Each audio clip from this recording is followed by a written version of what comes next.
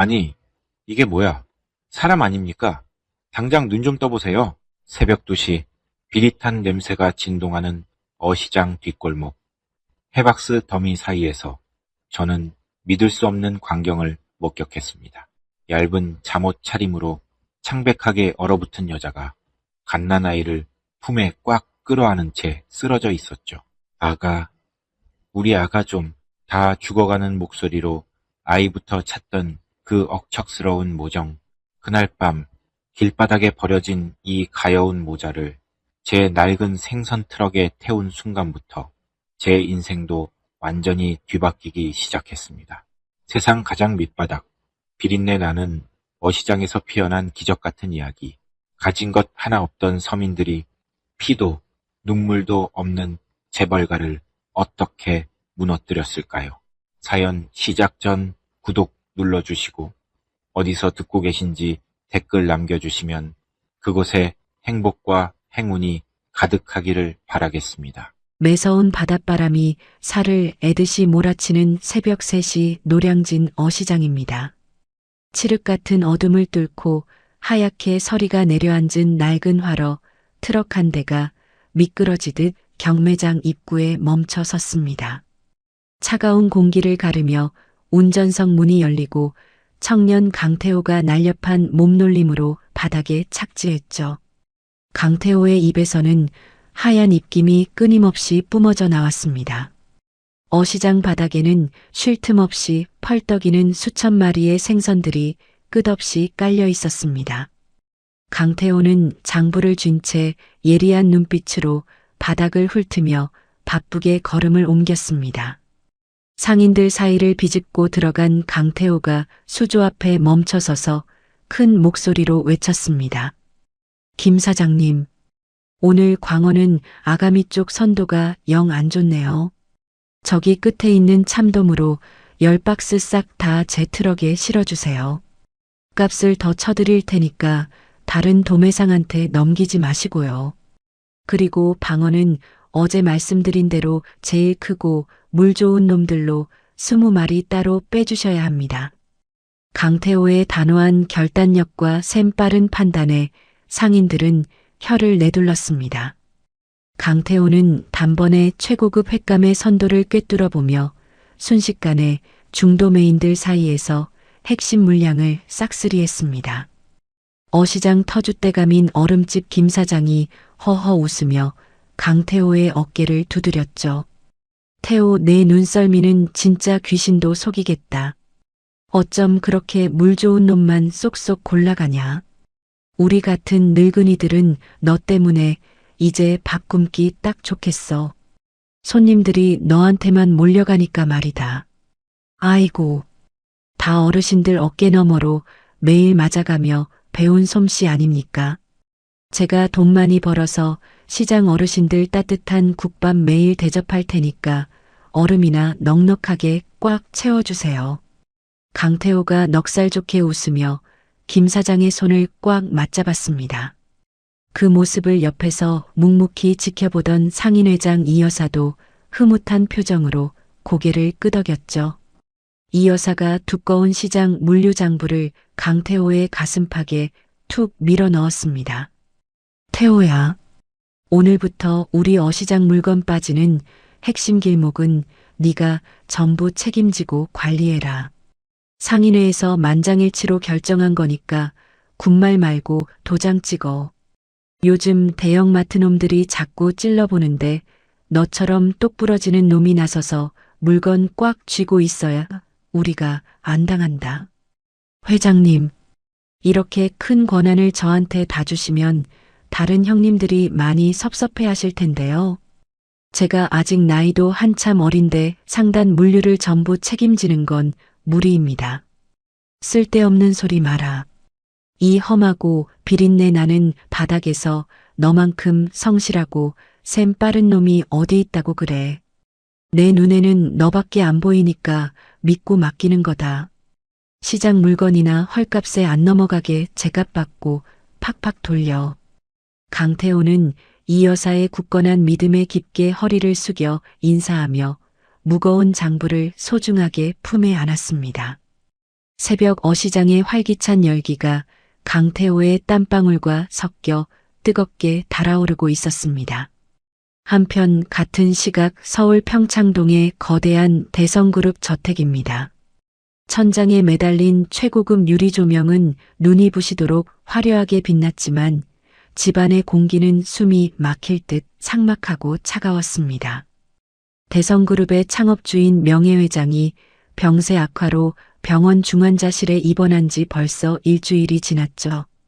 집안에서 유일하게 방패막이가 되어주던 어른이 의식을 잃고 쓰러지자 며느리 윤지연의 처지는 벼랑 끝으로 내몰렸습니다. 윤지연은 넓고 서늘한 안방 구석에 처량하게 웅크려 앉아 있었습니다. 품에는 갓 태어난 핏덩이 아이를 꽉 껴안은 채였죠. 윤지연은 불안감에 온몸을 떨며 하얗게 밤을 지새웠습니다. 아이가 칭얼거릴 때마다 등을 토닥이는 윤지연의 얇은 손끝이 파르르 떨렸습니다. 시할아버지가 병원에 실려가던 날 며느리를 향해 쏟아지던 시댁 식구들의 싸늘한 눈빛이 떠올라 윤지연은 가슴이 답답해졌습니다. 다음 날 아침 해가 밝고 무거운 아침 식사 시간이 되었습니다. 화려한 음식들이 긴 식탁에 차려졌지만 아무도 입을 열지 않았죠. 시어머니는 식탁 상석에 앉자마자 신경질적인 동작으로 은수저를 바닥에 내동댕이 쳤습니다. 쨍그랑거리는 마찰음이 넓은 식당을 날카롭게 울렸습니다. 아침부터 밥맛 떨어지게 누굴 식탁에 앉혀놓는 거야. 근본도 없는 고아 출신을 불쌍해서 걷어줬더니 은혜도 모르고 집안 분위기나 망치고 말이야. 재수가 없으려니까 저런 게 굴러들어와서 아버님이 쓰러지신 거 아니야. 당장 내 눈앞에서 저것 좀 치워. 시어머니가 매서운 눈초리로 윤지연을 노려보며 소리쳤습니다. 저택의 가사도우미들조차 시어머니의 호통에 눈치를 보며 윤지연의 앞에 놓인 밥그릇과 국그릇을 아무렇게나 걷어가 버렸습니다. 윤지연은 밥 한 숟가락 뜨지 못한 채 고개를 푹 숙이고 입술만 꽉 깨물었습니다. 무릎 위에 올려둔 두 손이 하얗게 질리도록 주먹을 쥐고 있었죠. 곧이어 헝클어진 머리에 남편 박민철이 구두 굽소리를 크게 내며 식탁으로 걸어왔습니다. 박민철의 하얀 셔츠 기세는 붉은 입술 자국이 씻기지 않은 채 선명하게 묻어 있었습니다. 박민철은 의자에 삐딱하게 앉으며 두꺼운 서류 봉투를 윤지연의 얼굴을 향해 거칠게 집어 던졌습니다. 날카로운 서류 모서리에 윤지연의 뺨이 긁히며 붉은 자국이 생겼습니다. 잔말 말고 도장 찍어.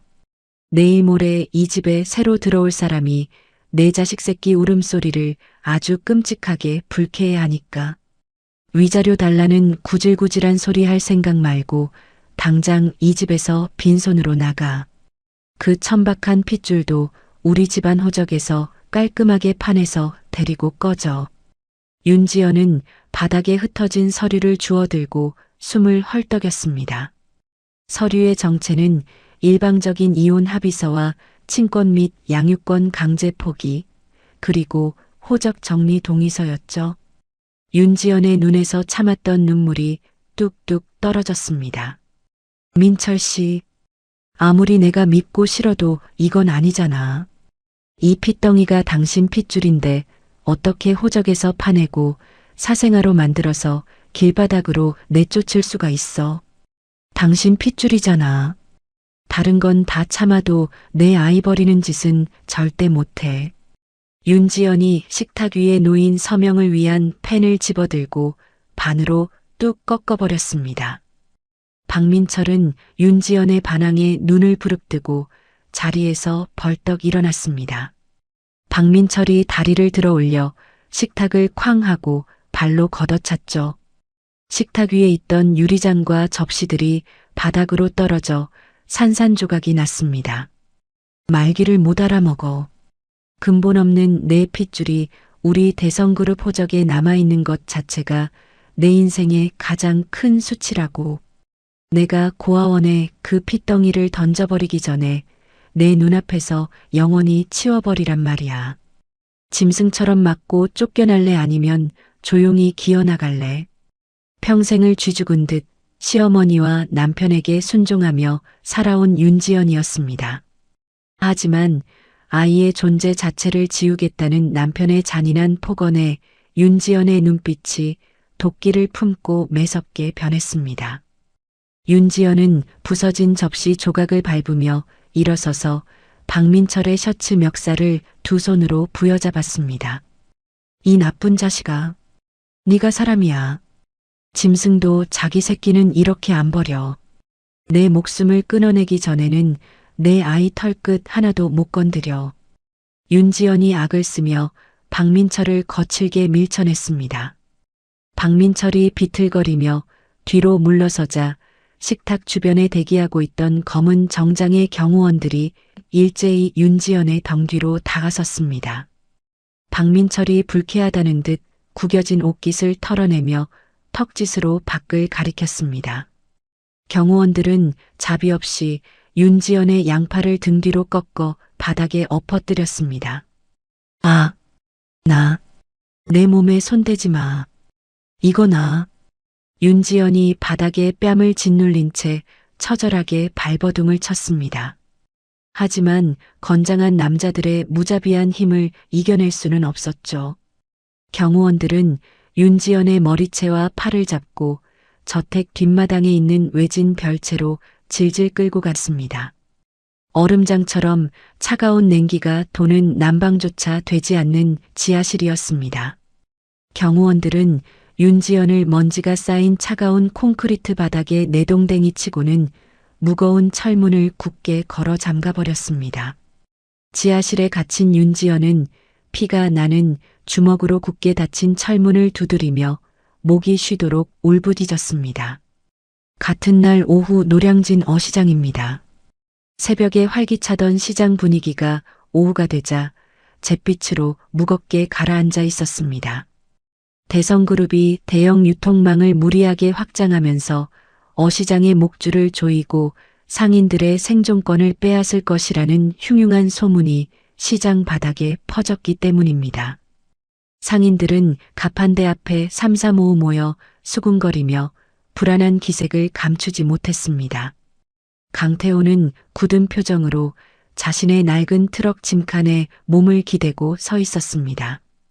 강태호의 시선은 어시장 입구를 서성이는 거대한 화물 트럭들을 향해 있었죠. 화물 트럭의 옆면에는 대성그룹의 상징 무늬가 거대하게 박혀 있었습니다.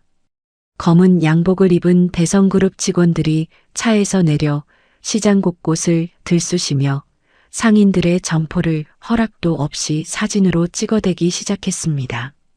강태호는 낡은 작업복 주머니에 두 손을 깊게 찔러 넣은 채 그들의 오만한 일거수일투족을 예리한 눈빛으로 주시했습니다. 상인회장 이 여사가 다급한 걸음으로 다가와 강태호의 팔목을 꽉 잡았습니다. 태호야. 대성그룹 저것들이 기어이 우리 상권을 통째로 집어삼키려고 용을 쓰는구나. 에 있는 놈들이 더 독하다더니 우리 같은 서민들 피를 말려 죽일 작정인가 봐. 조만간 이 시장 바닥에 무서운 피바람이 불게 생겼어. 걱정하지 마세요. 여기는 우리 시장 상인들이 평생 피땀 흘려가며 일군 소중한 터전입니다. 젓갓 양복쟁이들이 돈다발 흔들며 협박한다고 호락호락하게 등 내어주고 뺏길 만큼 만만한 곳이 절대 아닙니까? 제가 앞장서서 막을 테니까 회장님은 상인들 동요하지 않게 잘 다독여 주세요. 강태호가 턱관절에 힘을 꽉 주며 단호하고 듬직하게 대답했습니다. 곧 어시장을 덮쳐올 거대한 충돌과 폭풍우를 예감한 듯 강태호의 두 주먹이 핏줄이 튀어나오도록 단단하게 쥐어졌습니다. 윤지연이 캄캄하고 얼음장 같은 지하실에 감금된 지 사흘째 되는 날밤입니다. 평창동 저택 거실의 육중한 현관문이 활짝 열리고 박민철의 내연녀인 최유진이 화려한 모피 코트를 입은 채 당당한 걸음으로 들어왔습니다. 최유진의 뒤로는 최고급 브랜드 로고가 박힌 커다란 여행 가방 여러 개가 줄지어 따라 들어왔죠. 최유진은 거실 한가운데 서서 팔짱을 낀 채 매서운 눈초리로 집안 곳곳을 훑어보았습니다. 거실 한 구석에 놓인 낡은 아기 침대와 젖병 소독기를 발견한 최유진의 얼굴이 차갑게 일그러졌습니다. 최유진이 뾰족한 구두 굽으로 아기 침대를 거칠게 걷어차며 날카롭게 소리쳤습니다. 아줌마들, 당장 튀어나와서 이것들 싹 다 안 치워요. 내가 이 집에 발을 들이기 전까지 윤지연이 쓰던 물건들 하나도 남김없이 다 태워버리라고 했잖아요. 내 눈앞에 저 천박한 것들 흔적 한 톨이라도 보이면 이 집에서 다들 당장 쫓겨날 줄 알아요. 냄새나는 쓰레기들은 모조리 쓰레기 봉투에 담아서 밖에 내다 버리세요. 가사도우미들이 기겁하며 달려나와 허겁지겁 윤지연과 아이의 물건들을 커다란 검은 쓰레기 봉투에 쑤셔 담기 시작했습니다. 최유진은 안방으로 걸어 들어가 푹신한 침대에 걸터 앉으며 그 광경을 비웃듯 바라보았습니다. 같은 시각 서울 한복판의 대형 병원 중환자실입니다. 대성그룹 명예회장은 산소호흡기에 의지한 채 가쁜 숨을 몰아쉬고 있었습니다. 생명의 불씨가 꺼져가는 희미한 의식 속에서도 명예회장의 머릿속에는 오직 갓 태어난 증손자의 맑은 눈망울만이 선명하게 맴돌았죠. 시간은 한 달 전으로 거슬러 올라갑니다. 명예회장은 자신의 조용한 서재에서 돋보기 안경을 쓴 채 두꺼운 겨울용 아기 포대기의 안감을 가위로 조심스럽게 뜯어내고 있었습니다. 명예회장의 거친 손끝에는 조그만 방수 가죽 주머니가 쥐어져 있었죠. 가죽 주머니 안에는 스위스 은행의 비밀 금고 열쇠와 함께 대성그룹 지분 절반을 증손자에게 넘긴다는 특수 코팅된 유언장이 단단하게 밀봉되어 있었습니다. 명예회장은 탐욕스러운 박민철과 며느리가 자신이 눈을 감고 나면 눈엣 가시 같은 윤지연과 증손자를 가차없이 길바닥에 내버릴 것을 이미 정확하게 꿰뚫어 보고 있었습니다. 명예회장은 떨리는 손으로 가죽 주머니를 포대기 솜 깊숙한 곳에 밀어넣고 한 땀 한 땀 굵은 실로 단단하게 꿰매어 봉인했습니다.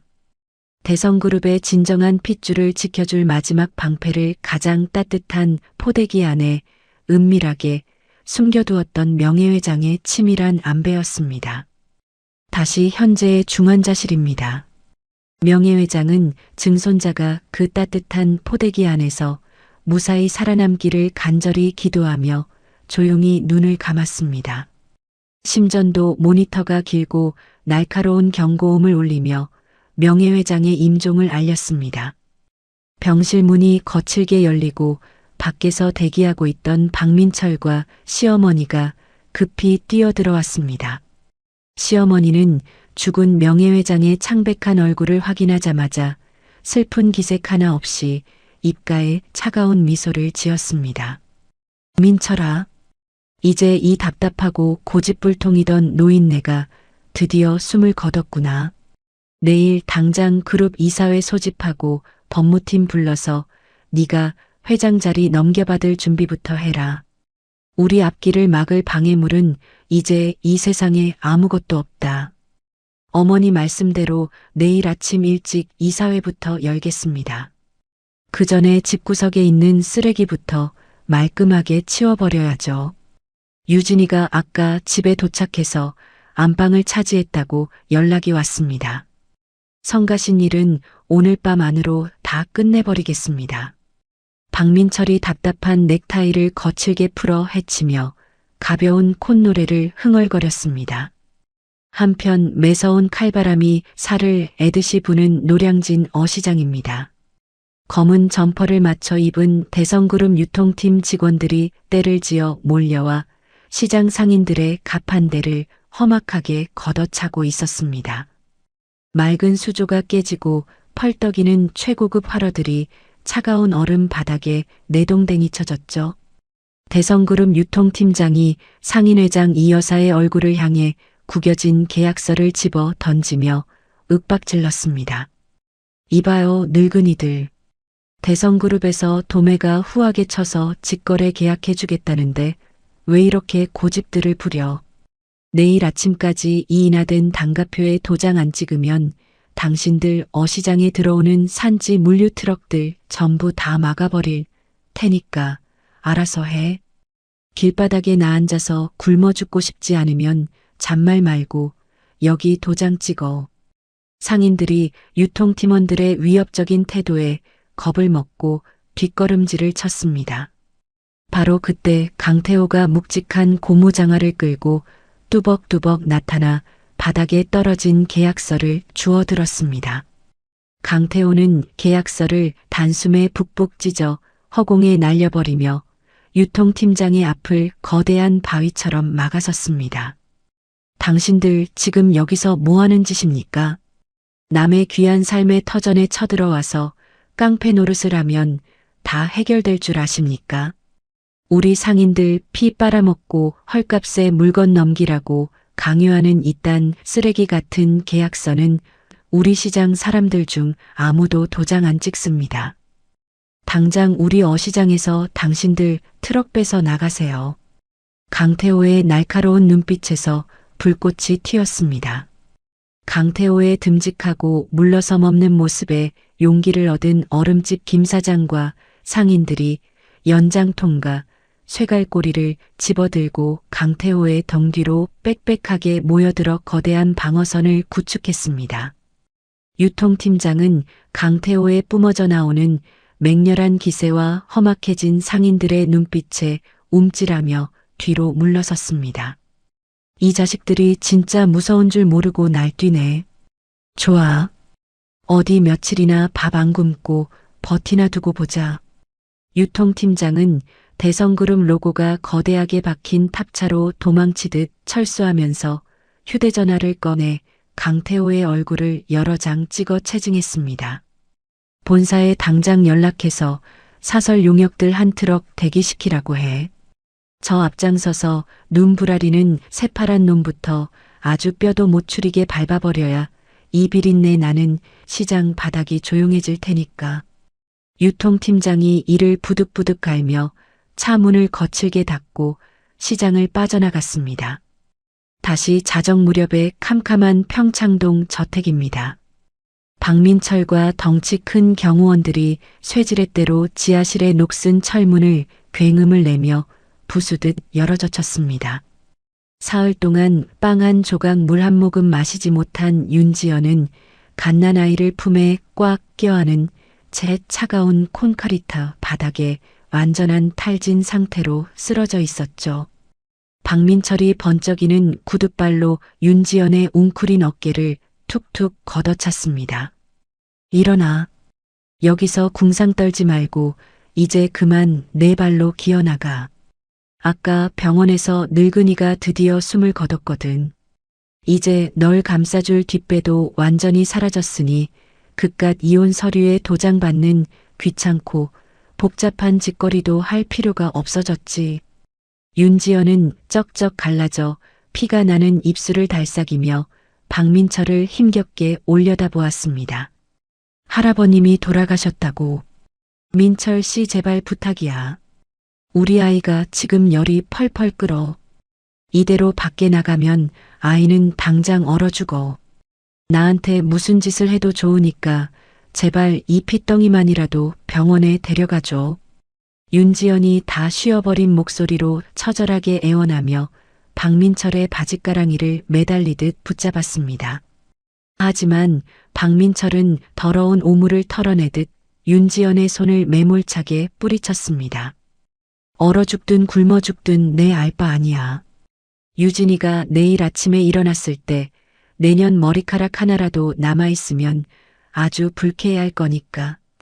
이 영하 15도 날씨에 길바닥에 빈손으로 던져지면 며칠 못 가서 시체도 못 찾게 꽁꽁 얼어붙겠지. 아주 깔끔하고 좋네. 당장 끌어내서 차에 쳐넣어. 박민철의 잔혹한 사형 선고가 떨어지자 검은 양복의 경호원들이 무자비하게 달려들었습니다. 경호원들은 두꺼운 외투 하나 없이 얇고 해진 잠옷 차림인 윤지연의 양팔을 거칠게 꺾어 붙잡고 짐짝처럼 끌어냈습니다.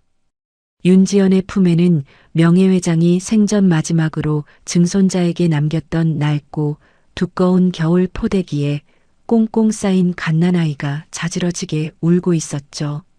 경호원들은 발버둥치며 울부짖는 윤지연과 아이를 저택 현관 밖에 대기 중이던 검은색 세단 뒷좌석에 폭력적으로 쑤셔 넣었습니다. 차 문이 쾅 닫히고 묵직한 세단은 캄캄한 어둠을 뚫고 맹렬한 속도로 내달리기 시작했습니다.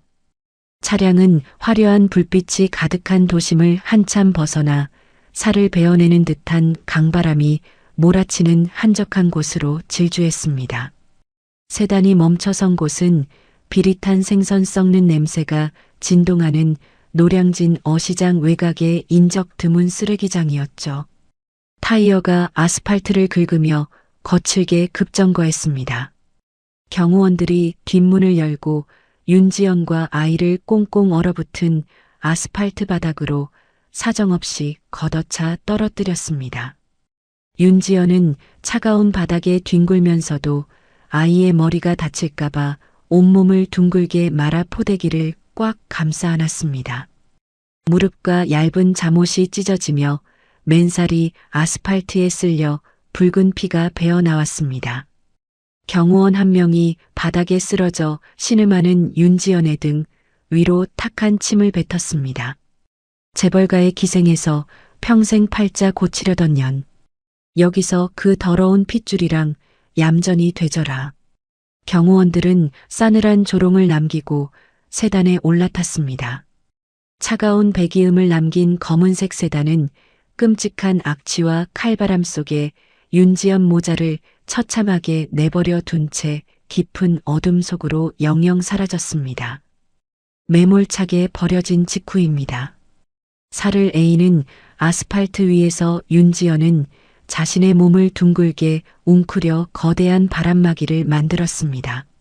매서운 칼바람이 등줄기를 때렸지만 윤지연의 머릿속에는 오직 아이를 살려야 한다는 생각뿐이었죠. 윤지연은 명예회장이 남긴 두꺼운 포대기를 겹겹이 감싸며 떨리는 입술을 힘겹게 열었습니다. 아가, 우리 아가, 엄마가 미안해. 조금만 참아. 엄마가 어떻게든 우리 아기 살릴 거야. 여기서 꽁꽁 얼어 죽게 내버려 두지 않아. 제발 눈 좀 떠봐. 울음소리라도 한 번만 내줘. 응? 윤지연이 핏기가 가신 손으로 아이의 창백한 뺨을 연신 쓰다듬으며 속삭였습니다. 칠흑 같은 어둠 속에서 윤지연은 맨발로 얼음 조각이 날카롭게 깔린 바닥을 디뎠습니다. 발바닥이 찢어지고 붉은 피가 흘러내렸지만 윤지연은 고통조차 느낄 새가 없었습니다. 저 멀리 무작정 노르스름한 불빛이 새어나오는 어시장 중심부를 향해 윤지연이 비틀거리는 발걸음을 위태롭게 옮겼습니다. 비릿한 바다 냄새와 썩은 생선 내장이 뒹구는 어시장 뒷골목은 얼음장처럼 삭막하고 차가웠습니다. 조금만 더 가면 사람을 만날 수 있을 거야.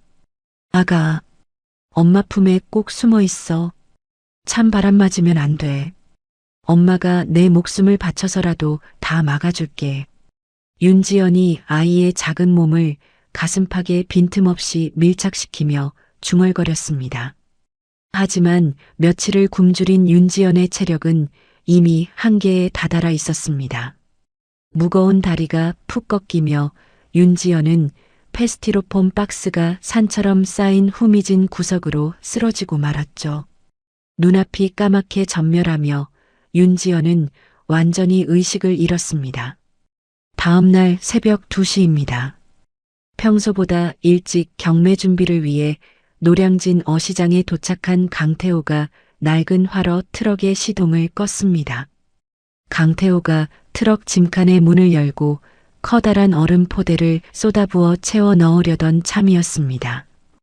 어두운 골목 구석에서 스티로폼 박스 더미가 와르르 무너져 내리는 둔탁한 소리가 들렸죠. 이 시간에 도둑고양이라도 들어왔나? 시장 바닥에 모아둔 박스는 왜 다 헤집어 놓는 거야? 얼음집 김 사장님 매장 쪽으로 쓰레기 날아가면 아침부터 또 골치 아파지는데. 강태호가 툴툴거리며 손전등을 켜고 소리가 난 구석으로 조심스레 다가갔습니다. 손전등의 둥근 불빛이 박스 더미 사이를 비추자 강태호의 두 눈이 커다랗게 벌어졌습니다. 아니 이게 무슨 일이야? 사람 아닙니까? 이보세요. 여기서 주무시면 큰일 납니다. 당장 얼어 죽어요. 강태호가 다급하게 달려가 바닥에 무릎을 꿇고 앉았습니다. 얇고 해진 잠옷 차림의 윤지연이 창백하게 얼어붙은 채 갓난아이를 품에 꽉 끌어안고 있었습니다. 강태호는 즉시 자신이 입고 있던 두꺼운 솜이 든 작업용 점퍼를 벗어 윤지연과 아이의 몸 위로 두 겹 세 겹 덮어 씌웠습니다. 숨은 붙어 있는데 몸이 완전히 얼음장이야. 이보세요. 제 말 들립니까? 정신 좀 차려보세요. 아이가 위험합니다. 강태호가 윤지연의 어깨를 강하게 흔들었지만 아무런 미동도 없었죠. 강태호는 꽁꽁 언 윤지연의 몸을 번쩍 안아들어 자신의 낡은 트럭 조수석에 눕혔습니다. 조수석 문을 닫고 운전석으로 뛰어들어간 강태호가 트럭의 시동을 켜고 히터의 온도를 끝까지 올려 최대로 틀었습니다. 강태호가 떨리는 손으로 트럭 대시보드에 설치된 무전기를 집어들고 주파수를 거칠게 맞췄습니다. 상인회장님, 이 여사님, 지금 무전 들리십니까? 제발 대답 좀 해주세요. 여기 태호입니다. 뭐냐? 태호야. 새벽부터 무슨 일인데 무전에 대고 그렇게 사람 놀라게 소리를 질러대. 나 지금 막 공판장 입구에 도착해서 물건 내리는 중이다. 지금 당장 제 트럭 쪽으로 좀 와주셔야겠습니다. 상인의 사무실에 있는 구급상자랑 따뜻한 꿀물 든 보온병 챙겨서 빨리요. 젊은 여자가 얼어 죽어갑니다. 품에 갓난아기도 있어요. 1분 1초가 급합니다. 당장 뛰어오세요. 뭐라고? 사람이 얼어 죽어. 알았다. 내가 지금 당장 챙겨서 뛰어갈 테니까 너는 일단 히터 세게 틀고 사람 몸부터 계속 주무르고 있어라. 나 금방 간다. 강태호는 무전기를 내려놓고 윤지연의 굳어버린 손발을 두 손으로 꽉 쥐고 거칠게 비비며 마찰열을 냈습니다. 조금만 버티세요. 죽으면 안 됩니다. 아이를 살려야 할 거 아닙니까? 제발 숨 좀 크게 쉬어보세요. 몇 분 뒤 상인회장 이 여사가 가쁜 숨을 몰아쉬며 구급상자와 보온병을 품에 안고 트럭으로 허검지검 달려왔습니다. 이 여사가 조수석 문을 열고 윤지연의 처참한 몰골을 보며 경악을 금치 못했습니다. 아이고 세상에. 어쩌다 이 엄동설 안에 어린 새댁이 얇은 잠옷만 입고 길바닥에 쓰러져 있어. 태호야, 너는 얼른 아이부터 받아서 내 품에 안아라. 내가 이 새댁 굳은 몸부터 팍팍 주물러서 좀 녹여야겠다. 이 여사가 조수석으로 비집고 올라타 윤지연의 차가운 팔다리를 억세게 주무르기 시작했죠. 강태호는 두꺼운 포대기에 쌓인 아이를 조심스럽게 건네받아 품에 안고 등을 살살 토닥였습니다. 강태호와 이 여사의 응급조치가 10여 분간 트럭 안에서 치열하게 이어졌습니다. 그때 포대기 속의 아이가 얼굴을 붉히며 날카로운 울음을 찢어지게 터뜨렸습니다. 아이의 우렁찬 울음소리가 비좁은 트럭 안을 가득 채웠습니다. 그 소리에 기적처럼 반응하듯 윤지연의 굳게 닫혔던 눈꺼풀이 미세하게 떨리며 서서히 열렸습니다. 아가, 우리 아가, 내 아이 어디 있어? 내 아이 내놔. 윤지연이 쉰 목소리로 허공에 손을 휘저으며 발버둥을 쳤습니다. 트럭 천장의 희미한 노란 조명 아래서 윤지연은 눈을 수십 번 깜빡였습니다. 비린내가 배인 낯선 트럭 안의 풍경과 투박한 손길로 아이를 안전하게 안고 있는 강태호의 듬직한 모습이 윤지연의 시야에 뚜렷하게 들어왔죠. 윤지연은 낯선 사람들의 도움으로 아이가 무사하다는 사실을 시각적으로 완벽히 확인하고는 참았던 숨을 토해내며 짐승처럼 오열했습니다. 흐흑, 으앙, 우리 아가 살아있었구나. 다행이다. 정말 다행이야. 아가야. 이 여사가 윤지연의 굽은 등을 따뜻하게 쓰다듬으며 눈시울을 붉혔습니다. 세댁, 이제 안심해. 아기도 무사하고 세댁도 살았어. 우리가 늦지 않게 발견해서 천만다행이야. 어쩌다 이 지경이 됐어. 얼굴에 상처도 많고 발도 다 찢어졌네. 고생 많았어. 쯧쯧. 강태호는 피투성이가 된 윤지연의 엉망인 몰골을 보며 목끝까지 차오르는 수많은 질문을 꾹 삼켰습니다. 무슨 사연이 있는지 모르지만 지금은 따뜻한 위로가 먼저라는 생각이 들었죠. 강태호는 묵묵히 보온병의 뚜껑을 열어 김이 모락모락 나는 뜨거운 물을 종이컵에 가득 부었습니다. 일단 이거부터 마시고 속 좀 진정시키세요. 아이는 열도 없고 숨소리도 건강해 보이니까 너무 걱정하지 마시고요. 강태호가 덜덜 떨리는 윤지연의 두 손에 따뜻한 종이컵을 쥐어주었습니다.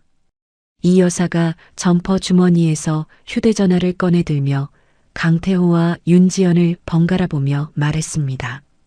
태호야, 아무래도 안 되겠다. 갓난아기까지 안고 이 추운 날씨에 쓰레기장 옆에 버려진 거면 보통 일이 아니야. 나쁜 놈들한테 몹쓸 짓을 당한 걸 수도 있으니까 당장 112에 신고해서 경찰부터 부르자. 이 여사가 통화 버튼을 누르려던 순간이었습니다. 윤지연이 사색이 된 얼굴로 종이컵을 바닥에 떨어뜨리며 이 여사의 손목을 필사적으로 꽉 붙잡았습니다. 안 돼요. 제발, 제발 경찰은 부르지 마세요. 경찰이 오면 우리 아이는 고아원으로 강제로 끌려가고 저는 쥐도 새도 모르게 죽어요. 저 사람들이 저를 찾아낼 거예요. 살려주세요. 신고만은 절대 안 됩니다. 여기서 조용히 나갈 테니까 제발 저를 못 본 척, 모른 척 해주세요. 윤지연이 바들바들 떨며 이 여사의 손을 붙잡고 바닥에 엎드려 애원했습니다. 강태호는 윤지연의 극도로 불안한 몸짓과 공포에 질린 눈빛을 주에 깊게 살폈습니다. 경찰을 두려워할 만큼 생명이 위협받는 심상치 않은 사연이 숨겨져 있음을 강태호는 본능적으로 직감했죠. 회장님, 일단 전화기 내려놓으세요. 저렇게 무서워하는데 억지로 경찰 불렀다가 무슨 큰 사달이 날 줄 압니까? 세댁 말대로 우리가 일단 조용히 모른 척 덮어주는 게 저 사람들을 진짜 도와주는 걸 수도 있습니다. 혹시라도 문제 생기면 제가 다 책임질 테니까 신고는 하지 마세요. 강태호가 단호하고 듬직한 목소리로 이 여사를 만류했습니다. 이 여사는 한숨을 길게 내쉬며 휴대전화를 다시 주머니에 밀어 넣었죠. 알았다. 네가 그렇게까지 말하는데 내가 무슨 수로 억지를 부리겠냐. 그런데 이 새벽에 저 아픈 꼴을 하고 어디로 가. 당장 오늘 밤 갈 곳도 없어 보이는데 진짜 큰일이다. 동이 터오는 푸르스름한 새벽빛이 트럭 창문을 넘어 들어왔습니다. 강태호가 운전석에 올라타며 윤지연을 향해 턱을 까딱였습니다. 당장 갈 곳이 없다면 일단 제 방으로 가시죠. 아주 낡고 비좁은 옥탑방이긴 하지만 보일러는 밤새 따뜻하게 잘 돌아갑니다. 아이가 길바닥에서 얼어 죽을 일은 절대 없을 겁니다. 거기서 며칠 몸 좀 추스르고 날 밝으면 앞으로 어떻게 할지 천천히 생각해 봅시다. 윤지연은 강태호의 맑고 티 없는 눈동자를 멍하니 바라보며 말없이 고개를 끄덕였습니다. 10분 뒤 강태호의 화러 트럭은 시장 뒷골목의 허름한 상가 건물 1층에 멈춰 섰습니다. 강태호는 가파른 계단을 성큼성큼 올라 옥탑방의 문을 열고 방바닥에 보온 매트를 최대로 켰죠. 강태호가 장롱에서 가장 두꺼운 겨울용 이불을 여러 장 꺼내 방바닥에 푹신하게 깔아주며 윤지연 모자를 위한 따뜻한 임시 거처를 마련해 주었습니다. 강태호의 비좁은 옥탑방에서 맞이하는 첫날 아침입니다. 밤새 아이는 낯선 환경과 추위 탓인지 펄펄 끓는 고열에 시달리며 칭얼거렸습니다. 강태호는 뜬 눈으로 밤을 새운 윤지연을 다독이고는 동이 트자마자 시장 어귀에 있는 낡은 한의원으로 뛰어갔습니다. 강태호는 한의원 문을 두드려 원장님을 깨우고 갓난아이도 먹을 수 있는 순한 감기약을 직접 정성스레 다려왔죠. 강태호가 김이 모락모락 나는 진갈색 한약을 작은 사기 그릇에 덜어 윤지연의 곁으로 다가왔습니다. 세댁, 아이열이 좀 떨어졌습니까? 이 약은 쓰지 않으니까 제가 한 숟가락씩 먹여보겠습니다. 아이가 뱉어내도 놀라지 마세요. 강태호가 굳은 살이 박인 투박한 손으로 작은 티스푼을 쥐고 아이의 입술에 조심스럽게 한약을 흘려 넣었습니다. 윤지연은 방구석에 웅크리고 앉아 그 따뜻하고 낯선 광경을 가만히 지켜보았습니다. 핏줄 하나 섞이지 않은 남자가 자신의 아이를 살리기 위해 땀을 뻘뻘 흘리는 모습에 윤지연의 굳게 얼어붙었던 마음이 사르르 녹아내렸습니다. 며칠 뒤 윤지연은 화장실 거울 앞에 섰습니다. 윤지연은 자신을 쓰레기처럼 끔찍하게 내다버린 평창동 저택 사람들의 악랄한 얼굴을 떠올렸죠. 과거에 나약하고 순종적이던 자신을 완전히 지워버리겠다는 결심이 윤지연의 눈빛을 매섭게 번뜩이게 했습니다. 윤지연은 부엌에서 가져온 투박한 가위를 들어 자신의 허리까지 내려오던 긴 생머리를 단숨에 싹둑 잘라냈습니다. 바닥에 흩어진 검은 머리카락 위로 윤지연의 새로운 생존 본능이 단단하게 뿌리를 내리고 있었습니다. 새벽 3시 매서운 칼바람이 불어오는 어시장 경매장 앞입니다. 강태호의 화러 트럭 옆에 윤지연이 나타나자 상인들이 일제히 호기심 어린 시선으로 쳐다보았습니다. 윤지연은 강태호가 어디선가 구해다 준 헐렁한 주황색 고무장화와 두꺼운 방수 앞치마를 단단히 질끈 동여매고 있었죠. 윤지연은 트럭 짐칸에서 날라져 오는 묵직한 생선 상자들을 받아 바닥에 가지런히 쌓아 올리기 시작했습니다. 처음에는 펄떡이며 날뛰는 생선을 만지는 것조차 두려웠습니다. 살아있는 광어의 날카로운 지느러미에 손바닥을 베어 붉은 피가 고무장갑 위로 뚝뚝 흘러내렸죠. 윤지연이 고통에 인상을 찌푸리며 뒤로 물러서자 강태호가 다가와 윤지연의 손에 두꺼운 목장갑을 한 겹 더 씌워주었습니다. 처음엔 다 그렇게 피도 보고 다치면서 배우는 겁니다. 칼을 쥘 때는 손목에 힘을 빼고 생선 비늘의 결을 따라서 한 번에 쓱 밀어내야 합니다. 제가 하는 거 잘 보고 따라 해보세요. 강태호가 윤지연의 등 뒤에 서서 칼의 각도와 비늘을 매끄럽게 벗겨내는 동선을 몸소 천천히 시범 보였습니다. 윤지연은 강태호의 팔놀림을 눈도 깜빡이지 않고 뚫어져라 쳐다보며 그대로 따라했습니다. 시간이 흐르며 윤지연의 가늘고 하얗던 손가락 마디마디에는 노랗게 굳은 살이 단단하게 박였습니다. 온몸에는 씻어도 지워지지 않는 비린내가 진동했죠. 하지만 윤지연의 특유의 영특함과 지독한 악바리 근성은 어시장에서 빛을 발했습니다.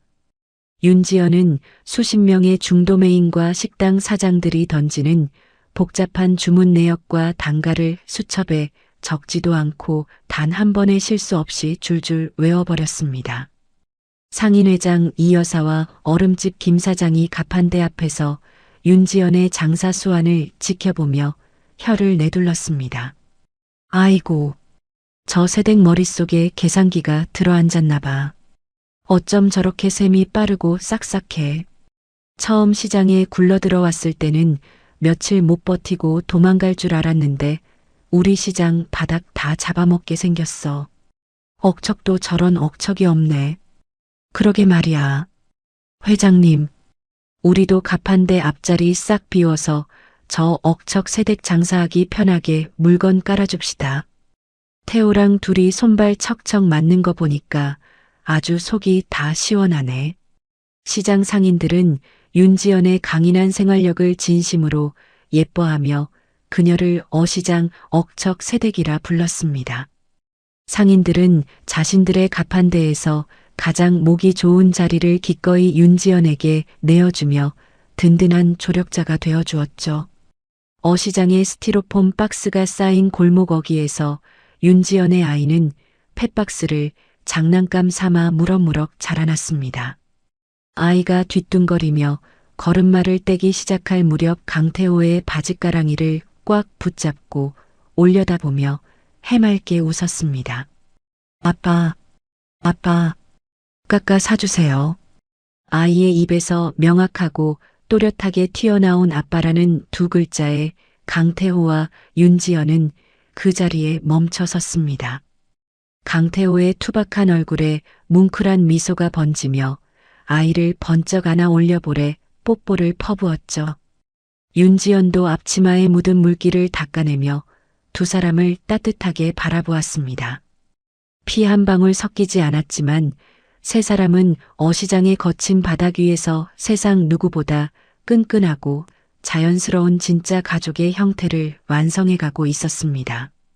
그러던 어느 여름날 어시장에 거대한 폭우가 쏟아지며 물난리가 났습니다. 최고급 활어를 잔뜩 싣고 경매장을 빠져나가려던 강태호의 트럭 뒷바퀴가 깊게 파인 진흙 구덩이에 빠져버렸죠.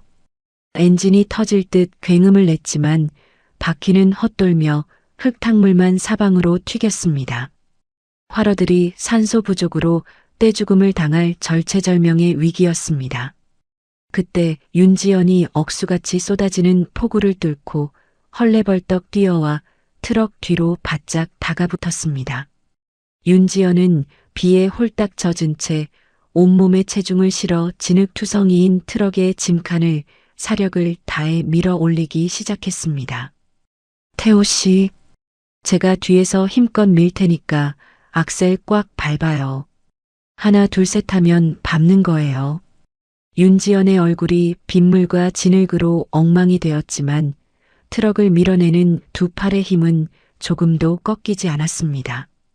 강태호가 핸들을 꽉 쥐고 가속 페달을 거칠게 밟자 묵직한 트럭이 굉음과 함께 구덩이를 빠져나와 아스팔트 위로 솟구쳐 올랐습니다. 그날 밤 비에 흠뻑 젖은 몸을 따뜻하게 씻어내고 옥탑방의 작은 밥상머리에 마주 앉았습니다. 김이 오르는 동태찌개를 숟가락으로 휘저기던 강태호가 헛기침을 하더니 주머니에서 무언가를 조심스럽게 꺼냈습니다. 투박하지만 반짝이는 은가락지였습니다. 강태호가 윤지연의 칼에 베이고 굳은 살이 박인 거친 손가락에 은가락지를 천천히 끼워주었습니다. 지연 씨, 나 평생 배운 거라곤 생선 만지는 기술밖에 없고 물려받은 재산 하나 없는 놈이지만 당신이랑 우리 아이 비 맞게 하는 일은 두 번 다시 없을 겁니다. 내가 당신 평생 든든한 동반자가 되어줄 테니까 나랑 정식으로 같이 살아주겠습니까? 윤지연은 화려한 평창동 저택에서 받았던 수억 원짜리 다이아몬드 반지보다 강태호가 건넨 묵직한 은가락지의 온기에 가슴이 뜨거워졌습니다. 윤지연이 눈물을 훔치며 환하게 웃고 고개를 끄덕였습니다. 며칠 뒤 두 사람은 시장 상인들이 축의금 대신 마련해준 맑은 정화수 한 그릇을 앞에 놓고 소박하지만 단단한 부부의 연을 맺었습니다. 정식으로 부부가 된 두 사람은 어시장의 상권을 완벽하고 치밀하게 분담했습니다. 강태호가 특유의 카리스마와 인맥으로 산지의 최고급 물량을 독점해 오면 윤지연이 그 물건을 들고 소매상들과 고급 식당 거래처를 완벽하게 틀어쥐었죠. 두 사람의 환상적인 호흡 덕분에 낡은 트럭 장사의 매출은 기하급수적으로 폭발하며 통장에 현금이 쌓이기 시작했습니다. 비린내 나는 고단한 하루의 끝자락입니다. 옥탑방 바닥에 잠든 아이를 가운데 두고 나란히 누운 강태호와 윤지연은 천장을 바라보며 도란도란 이야기를 나누었습니다. 강태호가 품에서 꼬깃꼬깃 접힌 사진 한 장을 꺼내 지연에게 보여주었죠. 시장 한복판에 있는 넓고 번듯한 상가 건물의 빈 점포 사진이었습니다. 지연 씨, 조금만 더 고생합시다. 내년에는 우리 트럭 장사 그만 접고 저기다 번듯하게 우리 간판 달고 제대로 된 가게 하나 오픈합시다. 당신 손에 물 덜 묻히게 해줄게요. 여보, 나는 지금도 충분히 행복해. 당신이랑 우리 아이랑 이렇게 같이 누워서 저런 큰 꿈 꿀 수 있다는 게 나한테는 기적이야. 우리 가게 간판 올리는 날까지 나 진짜 독하게 돈 긁어 모을 거야. 윤지연이 잠든 아이의 이마에 입을 맞추고 강태호의 듬직한 품에 얼굴을 묻었습니다. 거칠고 시린 어시장의 밑바닥에서 피어난 세 사람의 희망찬 내일이 옥탑방의 낡은 창문 너머로 찬란하게 밝아오고 있었습니다. 윤지연이 모진 칼바람을 뚫고 노량진 어시장에 정착한 지 어느덧 3년이라는 시간이 흘렀습니다. 뼈를 깎는 듯한 고된 노동과 지독한 저축이 마침내 눈부신 결실을 맺는 날이 찾아왔죠. 시장 상인들의 전폭적인 투자와 굳건한 믿음에 힘입어 강태호와 윤지연은 어시장 한복판에서 가장 목이 좋은 자리에 아주 커다란 대형 점포를 계약했습니다. 가게 전면에는 번쩍이는 전구들이 촘촘하게 박힌 커다란 간판이 늠름하게 걸려 있었습니다. 간판에는 희망수산이라는 네 글자가 붉은색으로 아주 선명하게 새겨져 있었죠. 희망수산의 정식 개업식 날 새벽 어시장의 모든 상인이 가게 앞으로 구름대처럼 몰려들었습니다. 상인회장 이 여사와 얼음집 김 사장이 맨 앞줄에 서서 커다란 돼지머리가 놓인 상 위로 다가갔습니다. 태호야, 지연아, 너희 부부가 드디어 낡은 트럭에서 벗어나 이렇게 번듯한 간판을 달고 장사를 시작하다니 내 속이 다 뻥 뚫리는 기분이다. 이제 우리 어시장 물건은 희망수산이 싹 다 휩쓸어가서 큰 부자 되겠네. 이 여사가 환하게 웃으며 돼지머리 입에 두툼한 5만 원권 지폐 다발을 깊숙하게 꽂아 넣었습니다. 주변에 둘러선 상인들이 일제히 박수를 치며 화려한 축포를 하늘 위로 터뜨렸습니다. 색색의 꽃가루가 희망수산의 맑은 대형 유리 수조 위로 아름답게 내려앉았죠. 다시장 어르신들이 저희 부부 불쌍하게 여겨서 걷어주시고 장사하는 법 가르쳐 주신 덕분이지. 우리 지연이가 지난 3년 동안 손가락 굽어지도록 고생 정말 많이 했어. 앞으로 더 펄떡이고 질 좋은 생선으로 상인의 어르신들한테 팍팍 보답할 테니까 우리 희망수산 많이들 도와줘. 강태호가 넉살 좋게 웃으며 윤지연의 어깨를 두 팔로 따뜻하게 감싸 안았습니다. 윤지연도 눈시울을 붉히며 상인들을 향해 허리를 깊숙하게 숙여 진심 어린 감사 인사를 전했습니다. 개업 첫날부터 희망수산 앞은 전국에서 몰려든 도매상들과 손님들로 발 디딜 틈 없이 문전성시를 이루었습니다. 강태호의 압도적이고 날카로운 물량 확보 능력에 윤지연의 정교하고 친절한 고객관리 시스템이 완벽한 시너지를 만들어냈죠. 맑은 바닷물이 찰랑거리는 수조를 가득 채웠던 수천 마리의 최고급 활어는 해가 지기도 전에 꼬리 하나 남기지 않고 모조리 완판되는 기염을 토했습니다. 어시장의 거친 바닥에서 두 사람이 피땀 흘려 쌓아 올린 신뢰가 어마어마한 매출로 증명되는 순간이었습니다. 늦은 밤 어시장의 인적이 뜸해질 무렵 희망수산의 무거운 철제 셔터가 요란한 소리를 내며 닫혔습니다. 가게 안쪽의 작은 사무실 바닥에 마주 앉은 부부의 앞에는 현금이 가득 담긴 돈통이 놓여 있었죠. 윤지연이 물기가 덜 마른 방수 앞치마 주머니와 허리에 찬 낡은 전대에서 구겨진 현금 다발을 쉴 새 없이 쏟아냈습니다. 여보, 이거 정말 꿈 아니지. 오늘 하루 만에 우리가 팔아치운 물량이 예전 트럭 장사할 때 한 달치는 좋게 넘을 것 같아. 돈통이 아주 터지려고 해.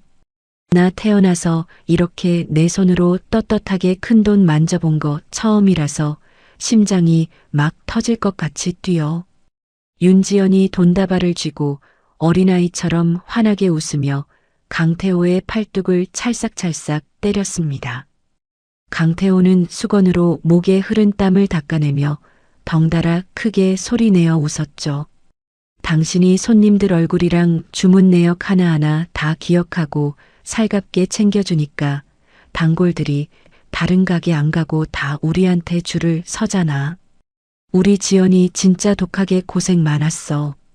이제 비좁은 트럭 짐칸에서 칼바람 맞으며 덜덜 떨 일은 영원히 끝이야. 내가 매일매일 돈방석에 앉게 해줄게. 강태호가 젖은 윤지연의 앞머리를 다정하게 넘겨주며 돈다발을 커다란 철제 금고에 차곡차곡 쌓아 올렸습니다. 윤지연이 서랍에서 빳빳한 서류 봉투 하나를 꺼내 강태호의 눈앞에 자랑스럽게 흔들어 보였습니다. 그리고 짠! 이거 봐봐.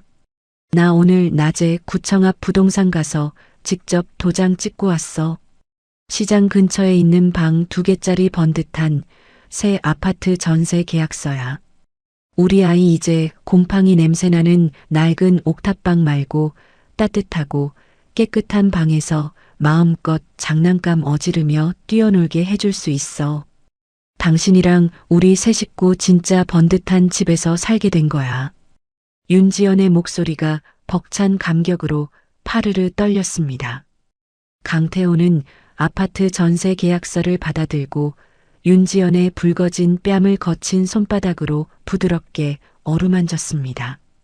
지난 3년간의 지독했던 고난과 눈물을 완벽하게 보상받는 듯한 깊고 온전한 평온함이 두 사람을 따뜻하게 감싸 안았습니다. 다음 날 오후 햇살이 나른하게 비치는 시간입니다. 아파트 이사를 며칠 앞두고 강태호는 낡은 옥탑방에 해묵은 짐들을 부지런히 상자에 담아 정리하고 있었습니다. 비좁은 창고 구석에 먼지 쌓인 플라스틱 상자들을 드러내던 강태호의 시선이 한 구석에 처박힌 커다란 검은 비닐봉지에 머물렀죠.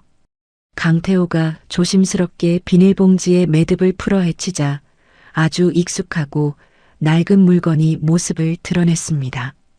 바로 3년 전 윤지연이 갓난아이를 꽁꽁 감싸 안고 쓰레기장에 버려졌을 때 덮고 있던 명예회장의 두꺼운 겨울용 포대기였습니다. 강태호가 베란다로 나가 묵직한 포대기를 털어내자 뽀얀 먼지가 공기 중으로 흩어졌습니다. 이건 핏자국도 시커멓게 눌어붙어서 안 지워지고 너무 낡아서 이사가는 새 집에는 못 가져가겠다. 지연이가 이 포대기 보면 또 옛날 그 끔찍했던 쓰레기장 생각나서 마음 아파할 텐데 그냥 내가 알아서 몰래 버려야지. 강태호가 혼잣말을 웅얼거리며 포대기를 반으로 꾹꾹 접어 종량제 쓰레기 봉투에 밀어 넣으려던 참이었습니다. 소나기에 힘을 주고 포대기를 뭉개던 강태호의 손끝에 두꺼운 목화솜 사이로 무언가 이질적이고 아주 단단한 촉감이 고스란히 전해졌죠. 강태호가 고개를 갸웃거리며 포대기를 다시 방바닥에 넓게 펼쳤습니다. 손바닥으로 안감을 더듬어 만져보던 강태호는 곧장 서랍을 열어 날카로운 커터칼을 꺼내 들었습니다. 강태호가 포대기 한가운데에 두꺼운 안감을 십자 모양으로 깊게 찢어냈습니다. 투박한 바느질로 꿰매어진 솜 구멍 사이를 양손으로 힘껏 벌리자 작고 검은 방수 가죽 주머니 하나가 방바닥으로 툭 떨어졌습니다. 강태호가 쿵쾅거리는 심장을 부여잡고 가죽 주머니의 지퍼를 조심스럽게 열어젖혔습니다. 그 안에는 명예회장의 이름 영문 이니셜이 정교하게 각인된 낡은 스위스 은행 비밀금고 열쇠와 함께 두꺼운 비닐로 특수 코팅된 소형 유언장 증서가 차곡차곡 접혀 들어 있었습니다.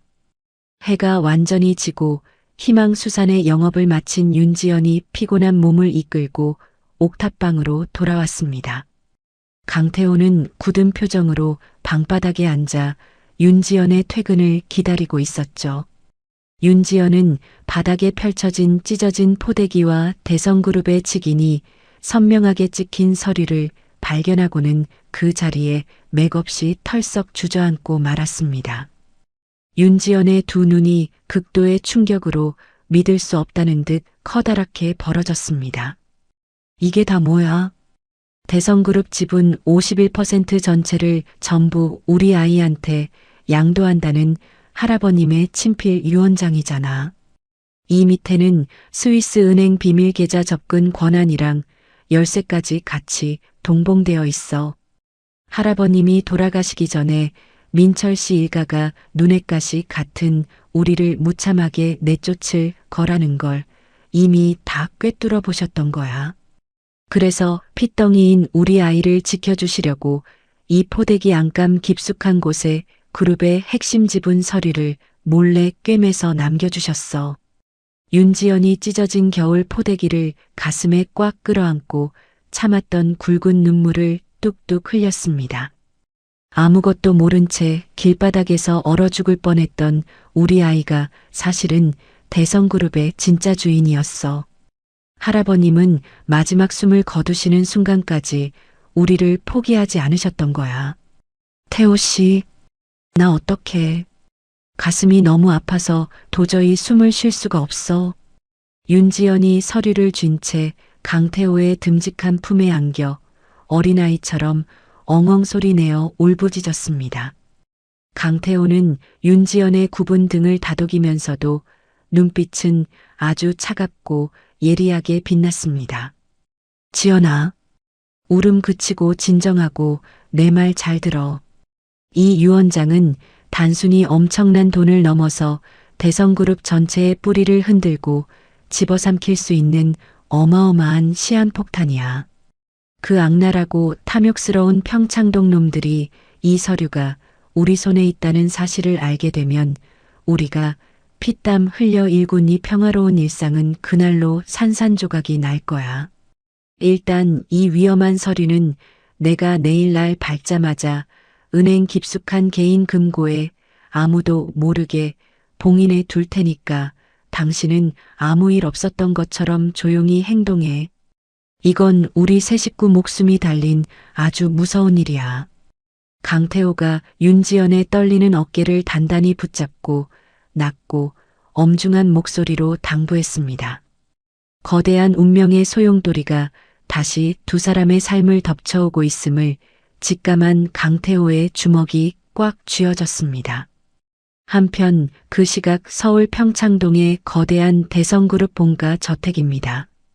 최고급 가구로 장식된 서재 안에서는 귀를 찢는 듯한 날카로운 파열음이 연달아 울려 퍼졌습니다.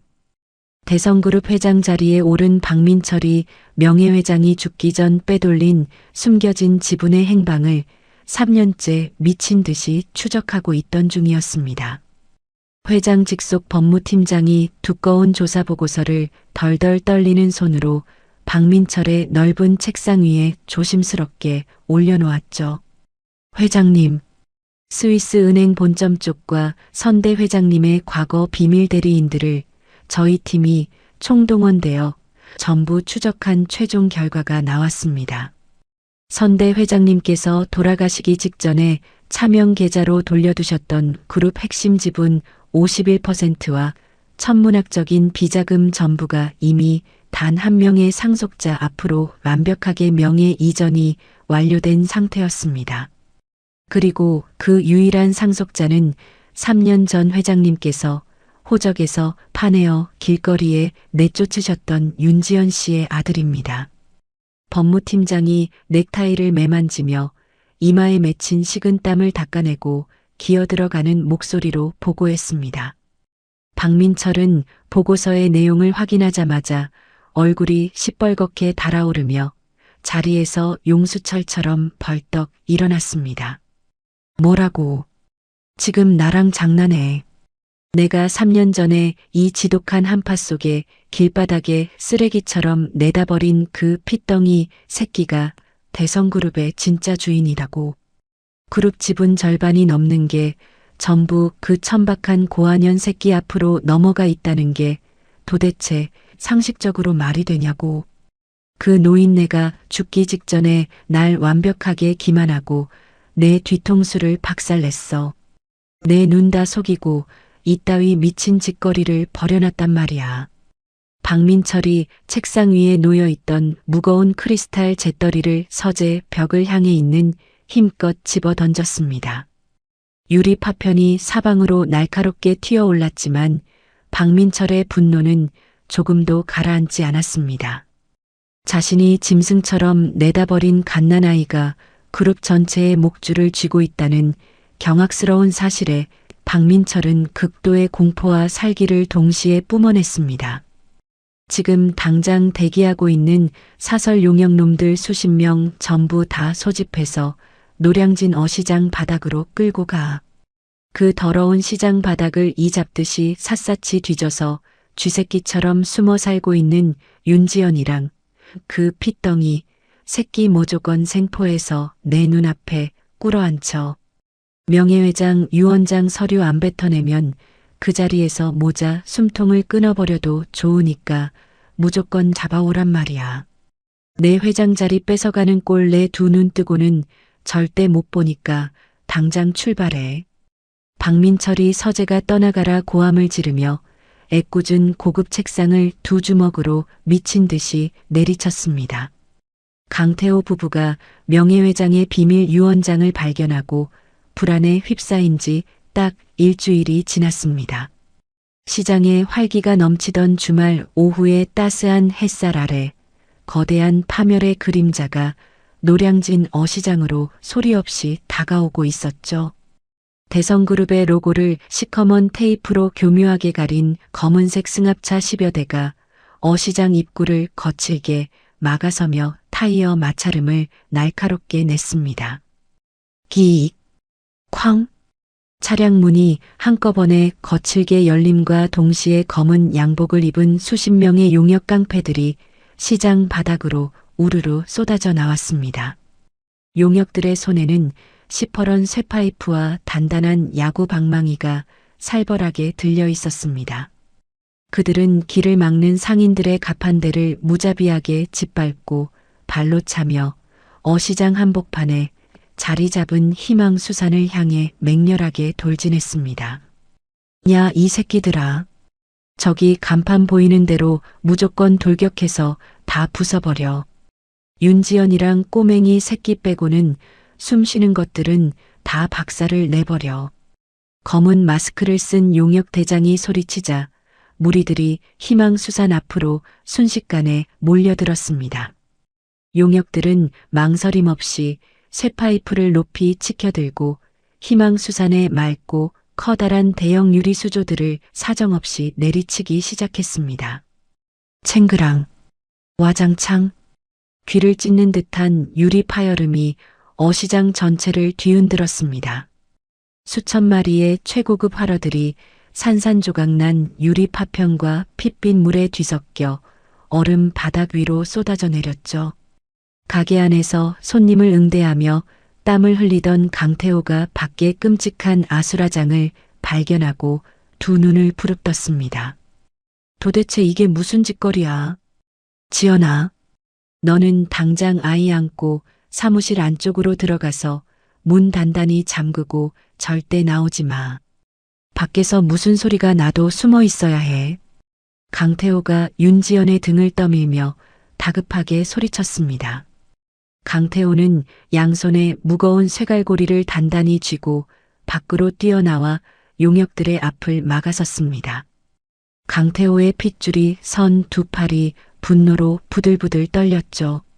너희들 다 누구야? 내 평생 피땀 흘려 일군 가게에 들어와서 이딴 짓거리하고 무사히 걸어나갈 줄 알아. 당장 쇠파이프 내려놓고 내 가게에서 다 꺼져. 강태호가 짐승처럼 포효하며 갈고리를 휘둘렀습니다. 맨 앞에 섰던 용역 2명이 강태호의 일격에 나가떨어졌지만 역부족이었습니다. 10여 명의 용역들이 강태호를 빙 둘러싸고 무차별적인 둔기 공격을 쏟아부었죠. 강태호의 허벅지와 등판에 야구 방망이가 퍽퍽 소리를 내며 꽂혔습니다. 강태호가 피를 토하며 한쪽 무릎을 꿇고 쓰러졌지만 양손의 갈고리는 절대 놓지 않고 맹렬하게 저항했습니다. 아이고, 사람 죽인다. 저 깡패놈들이 우리 착한 태호 다 때려 죽인다. 이놈들아, 그만해라. 근처 가판대에서 장사를 하던 상인회장 이 여사가 혼비백산하여 소리를 질렀습니다.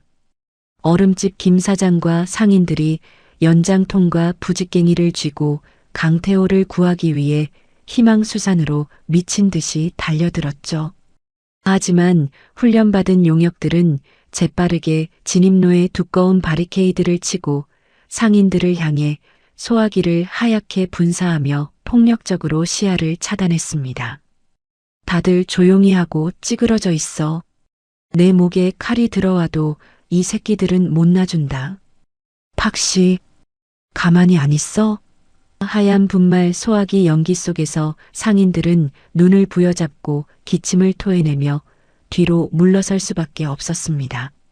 아수라장이 된 혼란의 중심을 가르고 최고급 마이바흐 세단 한 대가 천천히 미끄러져 들어왔습니다.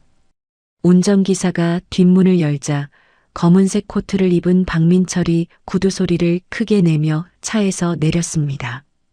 박민철은 바닥에 떨어져 펄떡이는 화로들을 뾰족한 구두창으로 잔인하게 지식이며 폐허가 된 희망수산 안으로 유유히 걸어 들어왔습니다. 사무실 안쪽에 잠긴 문을 쇠파이프로 부수고 들어간 용역들이 윤지연과 아이를 거칠게 끌고 나왔죠. 박민철이 윤지연의 앞으로 다가가 비열한 미소를 지으며 입을 열었습니다. 아주 보기 좋네. 3년 전 그 지독한 한파 속에 길바닥에 얼어 죽으라고 버려뒀는데 독거미처럼 쓰레기장에서 안 죽고 버텼어. 어쩐지 그때 내가 내 목통을 확실하게 끊어놨어야 했는데 이 꼬라지를 다시 보게 될 줄이야. 비린내 나는 시장 바닥에서 새살림 차리니까 아주 행복하셨어. 박민철이 구석에 주저앉아 온몸으로 아이를 감싸 안고 있는 윤지연의 짧은 머리채를 거칠게 움켜쥐고 위로 획 끌어올렸습니다. 아, 나, 이 미친 인간아. 내 몸에 손대지 마. 우리 아이 털끝 하나 건드리면 내가 널 진짜 죽여버릴 거야. 제발 살려줘. 이 유언장 다 줄 테니까 우리 아이만은 제발 건드리지 마. 윤지연이 끔찍한 고통에 발버둥치며 박민철의 얼굴에 침을 탁 뱉었습니다. 얼굴에 묻은 침을 손수건으로 신경질적으로 닦아낸 박민철의 눈빛이 악마처럼 살벌하게 돌변했죠. 이 천박한 고아년이 감히 대성그룹 회장 얼굴에 침을 뱉어 내까짓게 유언장 서류 안 주면 내가 못 뺏어갈 줄 알아. 박민철이 손바닥을 높이 들어 올려 윤지연의 뺨을 강하게 후려쳤습니다. 윤지연의 입술이 터지며 바닥으로 맥없이 쓰러졌습니다. 박민철은 그 틈을 타 윤지연의 품에서 자지러지게 울부짖는 아이의 뒷덜미를 짐승처럼 낚아채어 한 팔에 안아들었습니다. 안 돼. 내 아이 내놔. 안 돼. 살려주세요. 여보. 태호 씨. 우리 아이 저놈이 데려가잖아. 머리가 깨져 붉은 피를 철철 흘리던 강태호가 엉망이 된 몸을 이끌고 바닥을 박박 기어왔습니다. 강태호가 박민철의 바짓가랑이를 양손으로 꽉 붙잡고 절규했습니다. 내려놔. 이 개자식아. 그 아이 내 목숨이야. 내 자식 당장 그 더러운 손에서 안 내려놔. 내가 널 지옥 끝까지 쫓아가서 죽여버릴 테니까 당장 내려놔. 시장 바닥에서 생선이나 썰던 천박한 놈이 어디다 함부로 지저분한 손을 대고 지랄이야. 진짜 내 자식도 아닌 핏덩이 새끼한테 아빠 노릇하니까 아주 감격스러웠냐? 이 손 놔. 박민철이 혐오스럽다는 표정으로 강태호의 굳은 살 박인 손등을 단단한 구둣발로 자비 없이 꽉 짓밟아 버렸습니다. 강태호가 고통에 신음하며 손을 놓자 박민철이 강태호의 명치를 구둣발로 매정하게 걷어찼죠. 강태호의 몸이 뒤로 크게 나동그라졌습니다. 박민철이 품에 안은 아이의 여린 목덜미에 차가운 주머니 칼에 날을 들이대는 신용을 하며 윤지연을 향해 고개를 돌렸습니다. 잘 들어.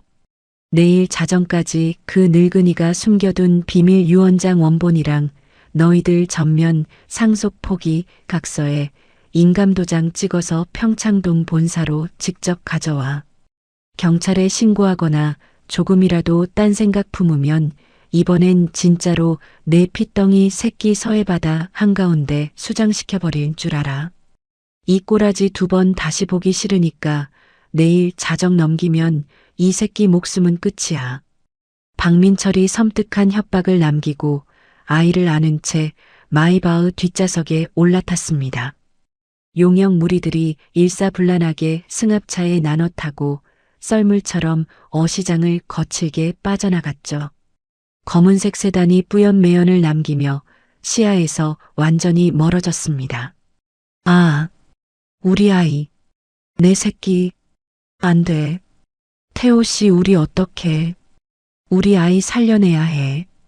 윤지연이 찢겨진 포대기 자락을 가슴에 꽉 쥐고 아이의 이름을 미친 듯이 부르짖다 결국 그 자리에서 혼절하고 말았습니다. 멀리서 요란한 구급차의 사이렌 소리가 엉망이 된 어시장을 메우며 다가오고 있었죠. 의식이 가물거리는 윤지연의 곁에서 강태호가 비틀거리며 힘겹게 상체를 일으켜 세웠습니다. 강태호의 손에는 산산조각이 난 희망수산의 수조 유리 조각이 단단하게 쥐어져 있었습니다. 손바닥이 베어 피가 뚝뚝 떨어졌지만 강태호는 고통조차 잊은 듯 두 눈에 시퍼런 살기를 번뜩였죠. 박민철, 감히 내 가족을 건드려. 내 목숨과도 같은 내 자식을 빼앗아간 놈들. 내가 대성그룹이고 나발이고 그 뿌리까지 다 뽑아서 숨통을 끊어버릴 거야. 강태호가 피눈물을 삼키며 자신들의 평화로운 일상을 짓밟은 거대 재벌을 향해 파멸적인 복수를 피 끓는 목소리로 다짐했습니다. 끔찍하게 아이를 빼앗긴 다음 날 새벽입니다. 병원 응급실에서 이마에 찢어진 상처를 서너 반을 대충 꿰맨 강태호가 붕대 위로 시뻘건 피를 베어 문 채 얼음장같이 차갑고 분노에 찬 눈빛으로 전국 수산물 도매 연합과 전국 냉동탑차 물류연대 통합사무실에 굳게 닫힌 문을 쾅 하고 박차고 들어섰습니다. 사무실 안에는 긴급 소집된 전국 각지의 물류지부장들과 상인회장 이 여사, 얼음직 김 사장이 무거운 침묵 속에 앉아 있었죠. 강태호는 회의 탁자 앞으로 다가가 무릎을 꿇고 털썩 엎드렸습니다.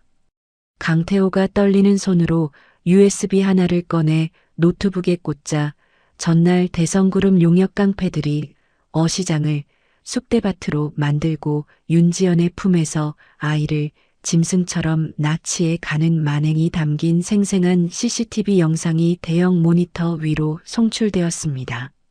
형님들, 어르신들, 제가 제 목숨과도 같은 자식을 피도 눈물도 없는 재벌 놈들 손에 빼앗겼습니다. 저놈들은 단순히 제 가족만 부순 게 아닙니다. 어시장 한복판에 깡패 수십 명을 풀어서 상인들 밥줄인 가판대를 짓밟고 우리가 흘린 피땀을 쓰레기 취급하며 조롱했습니다.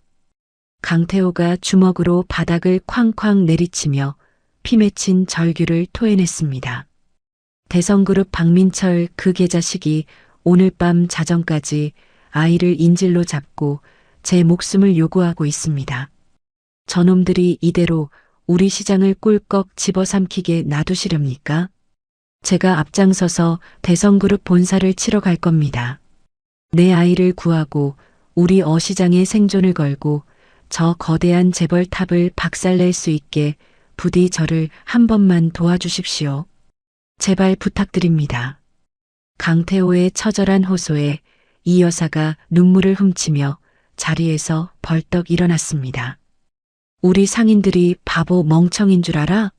대성그룹 놈들이 어제 한 짓거리는 선을 넘어도 한참 넘었어. 태훈이가 그동안 우리 시장 살리려고 그 굳은 일 다 도맡아 하면서 흘린 피땀을 우리가 다 기억하는데 어떻게 이대로 모른 척 등 돌리고 앉아 있겠냐? 지부장님들, 우리 상인회는 오늘부로 태호 뜻에 따르기로 만장일치로 결정했습니다. 다들 무전기 드세요. 이 여사의 강력한 선언에 물류연대 지부장들도 묵직하게 고개를 끄덕이며 일제히 허리춤에서 무전기를 빼들었습니다. 그간 강태호가 보여준 끈끈한 의리와 절대적인 희생에 감복한 전국의 물류기사들이 총파업 및 대성그룹 셧다운 작전을 결의하는 순간이었습니다. 아침 8시 정각을 기점으로 기상천외한 반격 작전이 개시되었습니다. 지익, 전 차량 핸들 꺾어. 대성그룹 마트로 가는 물건 다 차단해. 무전기를 타고 내려온 지시 한 번에 전국의 모든 고속도로와 국도 상황이 180도 뒤집혔습니다. 대성그룹이 운영하는 전국의 모든 대형마트와 백화점 신선식품 코너를 향해 매일 아침 달리던 수천 대의 냉동탑차들이 일제히 비상등을 켜고 고속도로 톨게이트를 거대한 장벽처럼 막아섰죠. 수산물뿐만 아니라 정육, 채소, 과일까지 모든 신선식품의 물류 공급망이 100% 완벽하게 차단되었습니다. 대성그룹의 유통망은 마트 개점단 2시간 만에 매대가 텅텅 비어버리는 초유의 셧다운 사태를 맞이했습니다. 언론이 이 사상 초유의 마비 사태를 대서특필하자 대성그룹의 주가는 시장이 열리자마자 바닥을 향해 곤두박질치기 시작했습니다. 동시에 강태호의 투트랙 작전에 돌입한 윤지연은 명예회장의 비밀 증서 원본을 품에 단단히 안고 서울 성북동의 조용한 한옥 저택을 찾았습니다. 과거 명예회장의 최측근이었으나 박민철의 독단에 밀려 축출당했던 전직 최고 고문 변호사의 자택이었죠. 윤지연이 떨리는 손으로 두꺼운 유언장과 스위스은행 열쇠를 탁자 위로 내밀었습니다. 변호사님, 할아버님께서 돌아가시기 전에 제 아이에게 남기신 진짜 유언장입니다. 박민철 회장이 그룹 지분 51%의 주인이 제 아이라는 걸 알고 깡패를 동원해서 제 자식을 납치했습니다. 오늘 자정까지 이 서류를 바치지 않으면 아이를 죽이겠다고 협박했습니다. 제발 우리 아이 좀 살려주세요. 변호사님만이 저희를 도와주실 수 있습니다. 윤지연의 얼굴은 눈물과 멍자국으로 엉망이었지만 목소리만은 도끼를 품고 아주 또렷했습니다. 고문 변호사는 돋보기를 쓰고 서류의 진위와 스위스은행의 특수각인 열쇠를 확인한 후 무릎을 탁 쳤습니다. 명예회장님께서 기어이 이 큰일을 치밀하게 준비해 두셨군요. 박민철 그 건방진 놈이 선을 넘어도 한참 넘었습니다. 그룹의 진짜 적통 주인을 납치해 당장 내 사조직 변호인단 100명 다 가동해. 민철이 그놈 독단 경영에 이 갈고 있던 반대파 주주들 지금 당장 긴급으로 소집시켜. 윤지연 씨 당신은 내가 옆에서 목숨 걸고 지킬 테니까 당장 나랑 본사로 갑시다. 고문 변호사가 호통을 치며 윤지연을 이끌고 일어섰습니다. 같은 시각 강태호는 물류연대 사무실에 앉아 전국의 냉동탑차 기사들이 실시간으로 전송해주는 수만 대의 트럭 블랙박스 영상을 미친 듯이 교차 검증하고 있었습니다. 강태호의 눈이 새빨갛게 충혈된 채 모니터에 고정되어 있었죠. 찾았다. 이 마이바흐. 번호판 가렸지만 바퀴 휠 긁힌 자국 똑같아. 어제 저녁 6시 반 경기도 양평국도 빠져나가는 거 찍혔습니다. 양평 산속 깊은 곳에 있는 대성그룹 소유 비밀 별장 쪽으로 들어갔어요. 여기 틀림없습니다. 강태호가 자리를 박차고 일어나며 양손에 묵직한 쇠파이프를 꽉 쥐었습니다. 강태호의 뒤를 따라 수백 명의 건장한 물류연대 기사들과 시장 상인들이 일제히 연장통과 강목을 챙겨 들고 탑차에 올라탔습니다. 수십 대의 냉동탑차가 사이렌을 울리며 경기도 양평의 깊은 산속 비밀 별장을 향해 맹렬하게 질주했습니다. 정문 부수고 무조건 밀고 들어가. 우리 쪽 쪽수가 10배는 많으니까 한 놈도 살려보내지 말고 싹 다 엎어버려. 내 아들 건드린 새끼들 뼈도 못 추리게 밟아버려라. 강태호가 탄 선두 트럭이 별장의 거대한 철제 정문을 굉음을 내며 박살내고 들이닥쳤습니다. 별장 마당을 지키고 있던 사설 용역들은 갑작스럽게 쏟아져 들어온 수백 명의 탑차 기사들의 압도적인 수적 우위와 뿜어져 나오는 살기에 기가 질려 무기를 집어던지고 바닥에 엎드렸습니다. 강태호는 용역들을 기사들에게 맡긴 채 별장 2층을 향해 계단을 단숨에 뛰어 올라갔습니다. 굳게 닫힌 방문을 도끼로 미친 듯이 내리쳐 산산조각 내고 뛰어들어간 방구석에는 겁에 질려 덜덜 떨고 있는 작은 아이가 웅크려 있었죠. 아빠, 아빠. 아이가 강태호의 피투성이 얼굴을 보자마자 서럽게 울음을 터뜨렸습니다. 강태호가 쥐고 있던 무기를 툭 던져버리고 바닥에 무릎으로 슬라이딩하듯 미끄러져 아이를 뜨겁게 품에 와락 끌어안았습니다. 아빠 왔어. 우리 아가. 무서웠지. 미안해. 아빠가 너무 늦게 와서 미안해. 이제 다 끝났어. 아빠가 우리 아기 지켜줄 거야. 으흐흑. 강태호의 굵은 눈물이 아이의 뺨 위로 뚝뚝 떨어졌습니다. 아이의 무사함을 확인한 강태호는 즉시 바지 주머니에서 휴대전화를 꺼내 윤지연에게 작전 성공을 알리는 암호 문자를 전송했습니다. 강태호는 아이를 자기 점퍼 속에 단단히 품고 트럭 조수석에 태운 뒤 대성그룹 본사를 향해 엑셀러레이터를 바닥 끝까지 밟았습니다.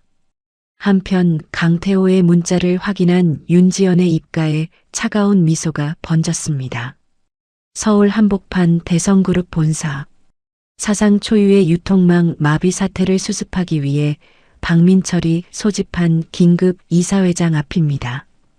윤지연과 고문 변호사 그리고 막강한 지분을 가진 반대파 주주연합이 이사회장의 거대한 양문을 거칠게 열어젖히며 결전의 장으로 당당하게 입장했습니다.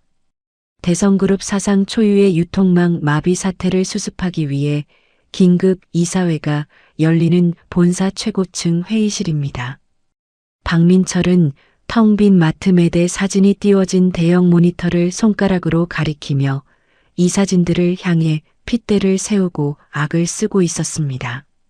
당장 전국 경찰서에 업무방해로 그 무식한 트럭 운전수 놈들 싹 다 고발 조치하세요. 내가 이 거대한 대성그룹 회장인데 감히 비린내 나는 시장 바닥 찌끄러기들이 내 앞길을 막는다는 게 상식적으로 말이 됩니까? 지금 당장 사설 용역들 수백 명 더 돈으로 매수해서 어시장 바닥을 아예 흔적도 없이 싹 다 밀어버리세요. 내 돈과 권력 앞에서는 경찰이고 뭐고 다 내 발밑에 기어다녀야 한단 말입니다. 박민철이 서류철을 허공에 집어던지며 회의실 책상을 두 주먹으로 쾅쾅 내리쳤습니다. 그 순간 굳게 닫혀있던 회의실의 육중한 양문이 부서질 듯 거칠게 양쪽으로 활짝 열렸습니다. 과거에 억척스럽고 초라했던 어시장 세댁의 허물을 완벽하게 벗어던진 윤지연이 아주 단정하고 세련된 블랙 슈트 차림으로 당당하게 걸어 들어왔습니다.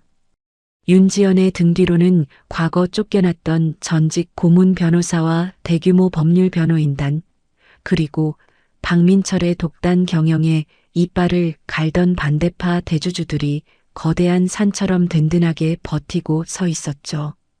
박민철은 죽은 줄로만 알았던 윤지연이 살아서 회사 최고위층 회의실에 나타나자 완전히 사색이 되어 뒷걸음질을 쳤습니다. 네가 어떻게 여기까지 살아서 기어들어온 거야? 1층 로비 경비팀 다 어디서 뭐하고 자빠졌어? 당장 이 미친 여자를 밖으로 안 끌어내고 다들 구경만 할 겁니까? 윤지연은 박민철의 비참한 발악을 가소롭다는 듯 비웃으며 회의실 중앙의 거대한 원형 테이블로 여유롭게 다가갔습니다.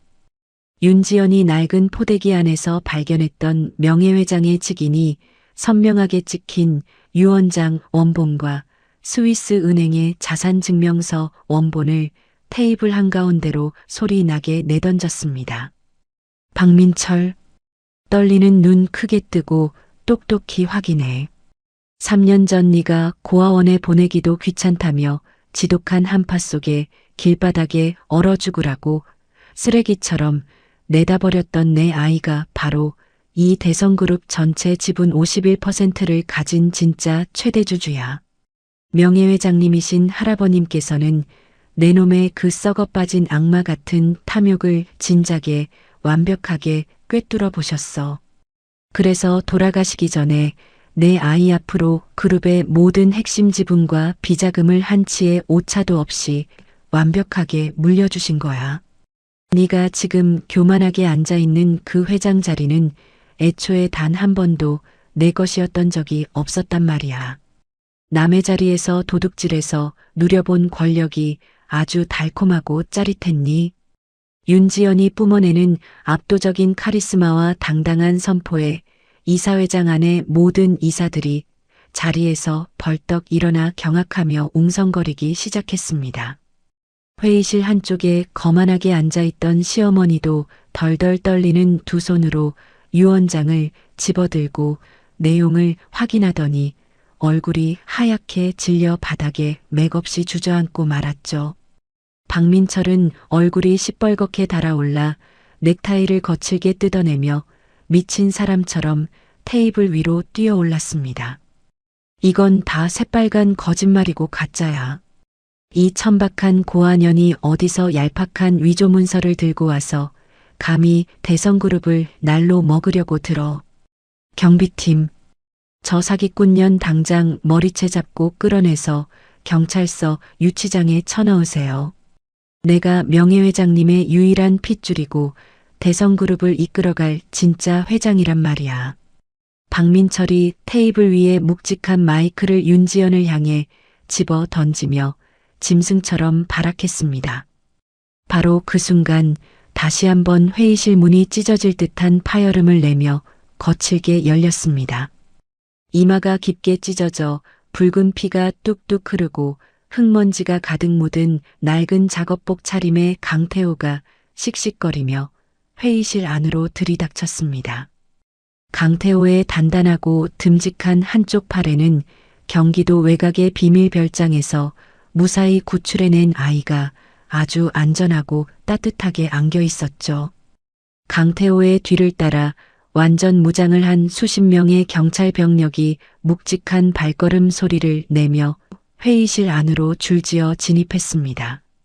지연아, 내가 우리 아이 무사히 데리고 왔어. 깡패놈들 털끝 하나 못 건드리게 내가 다 막아냈으니까 아이 다친 데 하나도 없이 아주 건강해. 이제 안심해. 강태호가 아이의 등을 다독이며 윤지연의 품에 조심스럽게 안겨주고는 환하게 웃어 보였습니다. 윤지연은 아이의 따뜻한 체온을 가슴으로 온전히 느끼며 참았던 뜨거운 눈물을 왈칵 쏟아내고 아이의 볼에 수십 번 입을 맞췄습니다. 강태호는 아내와 아이를 확인한 뒤 다시 차갑고 매서운 눈빛으로 돌변하여 덜덜 떨고 있는 박민철의 앞을 거대한 바위처럼 꽉 막아섰습니다. 강태호가 주머니에서 꺼낸 사진 다발과 녹취록, 음성 파일이 담긴 작은 이동식 저장 장치를 담당 형사반장의 손에 정중하게 넘겼습니다. 형사님, 제가 방금 드린 이 자료들이 대성그룹 박민철이 사설 용역 깡패들을 돈으로 매수해서 제 생선 가게를 쑥대밭으로 만들고 제 아이를 강제로 납치한 명백한 증거들입니다. 산속 별장에 숨어있던 깡패놈들이 불법 무기를 소지하고 있던 현장 체증 사진과 박민철이 직접 용역 대장에게 아이를 서해바다 한가운데에 던져서 수장시키라고 잔인하게 지시한 통화 녹취록까지 전부 다 저 안에 들어 있습니다. 저 악랄하고 미친놈이 더 이상 돈 없는 힘든 서민들을 괴롭히지 못하게 아주 법의 무섭고 매운맛을 똑똑히 보여주십시오. 강태호의 빼도 박도 못할 완벽한 증거 제출에 박민철은 다리에 힘이 완전히 풀려 털썩 무릎을 꿇고 고개를 숙였습니다. 형사 반장이 아주 굳은 표정으로 다가와 박민철의 양손을 등 뒤로 거칠게 꺾고 차가운 은색 수갑을 철컥 소리나게 채웠습니다. 박민철 씨, 당신을 특수 폭행 교사, 미성년자 약취 유인, 그리고 회사 자금 대규모 횡령 혐의로 이 자리에서 긴급 체포합니다. 당신은 변호사를 선임할 권리가 있고 자신에게 불리한 진술은 거부할 묵비권을 행사할 수 있습니다. 당장 일어나서 경찰서 취조실로 같이 갑시다. 건장한 경찰 2명이 발버둥치며 욕설을 내뱉는 박민철의 양팔을 단단히 붙잡고 회의실 밖으로 매몰차게 끌고 나갔습니다. 바닥에 주저앉아 있던 시어머니 역시 며느리를 학대하고 손자의 납치를 방조한 끔찍한 공범으로 지목되어 여경들의 손에 이끌려 비참하게 회의실을 빠져나가게 되었죠. 이건 알아. 내가 누군지 알아. 내가 대성그룹 안주인이야. 지연아, 내가 진짜 다 잘못했다. 내가 잠시 미쳐서 눈이 멀었었어. 한 번만, 딱 한 번만 내 시어미를 불쌍하게 여겨서 용서해 다오. 내가 늙어서 감옥에서 어떻게 살아. 제발 경찰 좀 막아줘. 시어머니가 윤지연의 블랙 슈트 바지가랑이를 추하게 붙잡고 눈물 콧물까지 흘리며 구차하게 매달렸습니다. 하지만 윤지연은 바지를 거칠게 털어내며 아주 차가운 눈빛으로 시어머니를 내려다보고 매몰차게 돌아섰습니다. 박민철과 시어머니의 끔찍하고 철저한 몰락을 눈앞에서 지켜보던 반대파 주주들은 일제히 자리에서 기립하여 윤지연을 향해 깊숙이 고개를 숙였습니다. 주주들은 명예회장의 마지막 유지에 따라 그룹 지분 51%를 가진 아이의 법정 대리인 윤지연을 대성그룹의 새로운 최대 주주 대리인으로 공식 인정하는 안건에 앞다투어 서명했습니다. 그 모든 폭풍 같은 사건이 통쾌하게 종결되고 딱 한 달의 시간이 지났습니다. 대성그룹의 썩어빠진 구시대 경영진과 박민철 일가는 법정에서 모조리 무거운 징역형을 선고받고 차가운 감옥 독방에 수감되었죠. 윤지연은 수많은 언론의 카메라 플래시 세례를 받으며 대성그룹 본사로 출근하여 아이의 법정 대리인이자 그룹의 새로운 공동 경영자로 공식 취임했습니다. 윤지연이 막강한 경영권을 잡자마자 가장 먼저 지시한 일은 과거 자신이 억울하게 갇혀 학대받던 평창동의 그 거대하고 차가운 저택을 즉시 부동산 시장에 매각해버린 것입니다. 그 불길한 저택을 팔아서 나온 수백억 원의 막대한 자금은 단 한 푼도 그룹에 남기지 말고 미혼모 자립지원센터와 노량진 어시장 소상공인들을 위한 복지 재단 설립에 전액 기부하세요. 저처럼 추운 겨울 길바닥에서 억울하게 피눈물 흘리는 엄마들이 다시는 이 세상에 없어야 합니다. 윤지연이 최고 재무 책임자에게 단호하게 지시하며 진정한 노블레스 오블리주를 실천하는 아주 따뜻하고 강인한 리더의 모습을 보여주었습니다. 강태호 역시 낡은 활어 트럭의 운전대를 과감하게 내려놓고 대성그룹의 유통혁신 총괄위원장이라는 무겁고 막중한 자리에 당당히 올랐습니다. 강태호는 취임 첫날부터 대형마트가 중간 마진을 폭리로 취하며 서민들의 피를 빨아먹던 고질적인 악덕 유통구조를 시원하게 박살내버렸습니다. 우리 대성그룹 마트 납품 단가는 오늘부로 산지 어민들과 소상공인들이 새벽부터 땀 흘린 만큼 정당하게 지갑을 채울 수 있도록 직거래 물류 시스템으로 전면 교체합니다. 상인들이 밥을 먹고 살아야 우리 대성그룹도 칭찬받으며 같이 크는 겁니다. 강태호가 임원회의에서 마이크를 잡고 주먹을 불끈 쥐며 선언하자 전국의 모든 수산물 상인들이 강태호의 이름에 열광하며 만세를 불렀습니다. 다시 1년이라는 벅찬 시간이 훌쩍 흘러 상쾌하고 맑은 어느 날 새벽입니다. 비릿한 바닷바람이 여전히 매섭게 부는 노량진 어시장 입구에 최고급 검은색 리무진 세단 한 대가 미끄러지듯 부드럽게 멈춰 섰습니다. 운전기사가 쟁걸음으로 달려와 정중하게 뒷문을 열자 머리부터 발끝까지 완벽하고 세련된 블랙 슈트 차림의 강태호와 고급 캐시미어 코트를 우아하게 걸친 윤지연이 나란히 차에서 내렸죠. 두 사람의 갑작스러운 등장에 새벽 경매를 준비하던 어시장 상인들이 하던 일을 모두 멈추고 우르르 몰려나와 환호성을 지르며 박수를 쳤습니다. 아이고, 이게 누구야? 우리 대성그룹 회장님 부부 오셨네. 태호야, 지연아, 너희들 이렇게 귀하고 비싼 옷 입고 이 비린내 나는 질척거리는 바닥에는 뭐하러 또 새벽부터 출근을 했어. 이불 덮고 집에서 편하게 늦잠이나 푹 자지. 상인회장 이 여사가 깊게 주름진 얼굴에 한박웃음을 지으며 두 사람의 손을 번갈아 꽉 맞잡고 반갑게 맞이했습니다. 얼음집 김 사장도 굵은 얼음포대를 넓은 어깨에 맨 채 껄껄 크게 웃으며 강태호의 단단한 어깨를 친근하게 툭 쳤죠. 강태호와 윤지연은 서로의 얼굴을 마주보며 빙그레 웃더니 입고 있던 수백만 원짜리 비싼 코트와 슈트 재킷을 훌렁 벗어 운전기사에게 아무렇게나 툭 던져주었습니다. 두 사람은 아주 익숙한 솜씨로 세단 트렁크에서 낡은 주황색 고무 장화와 방수 앞치마를 꺼내 허리에 단단히 질끈 동여맸습니다. 회장님은 무슨 놈의 회장님입니까? 저한테는 우리 어시장 어르신들이 평생 모셔야 할 제 진짜 회장님이십니다. 이 여사님, 오늘 아주 선도 끝내주는 거대한 대방어 들어왔다고 소문 듣고 제가 직접 칼 갈아서 회 뜨러 달려왔습니다. 오늘 아침 일찍 상인의 어르신들 싹 다 모시고 제가 시원한 매운탕에 달달한 소주 한 잔 진하게 크게 쏘겠습니다.